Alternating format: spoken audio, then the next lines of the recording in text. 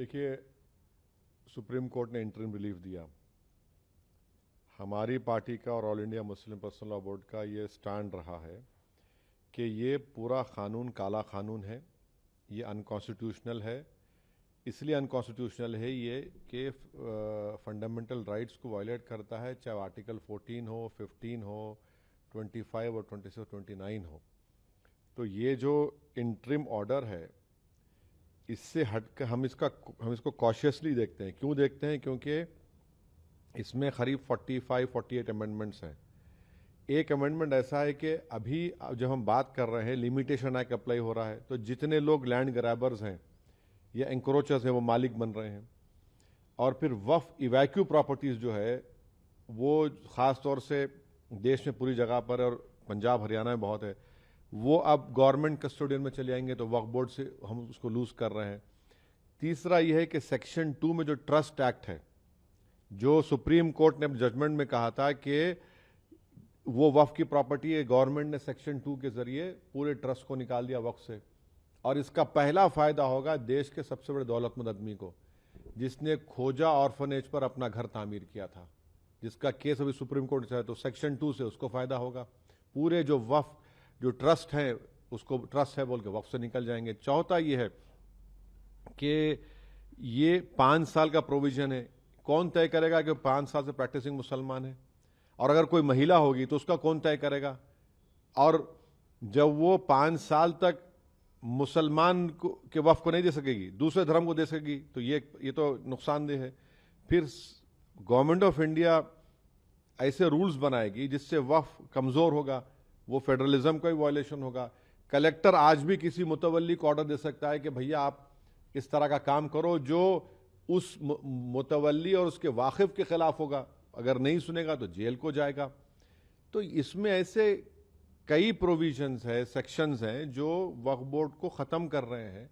तो एक legal battle तो हमारी कंटिन्यू रहेगी, हमारा प्रोटेस्ट भी कंटिन्यू रहेगा, क्योंकि सवाल सिर्फ पूरे लॉ के खिलाफ हम लोग हैं जो अनकॉन्स्टिट्यूशनल है और ब्लैक लॉ है, जो वक्फ को बचाने के लिए नहीं लाया गया है, जो वक्फ को लूटने के लिए, वक्फ को बर्बाद करने के लिए, छीनने के लिए लाया गया है। माननीय उच्चतम न्यायालय ने यह भी कहा कि ज्यादा पिटिशंस आई हैं उनको कहीं ना कहीं वो एक तरीके से दिखाई देती हैं, एक ही बात पिटिशन में आती है। तो कुछ पिटिशंस को सुनने की बात कही गई है।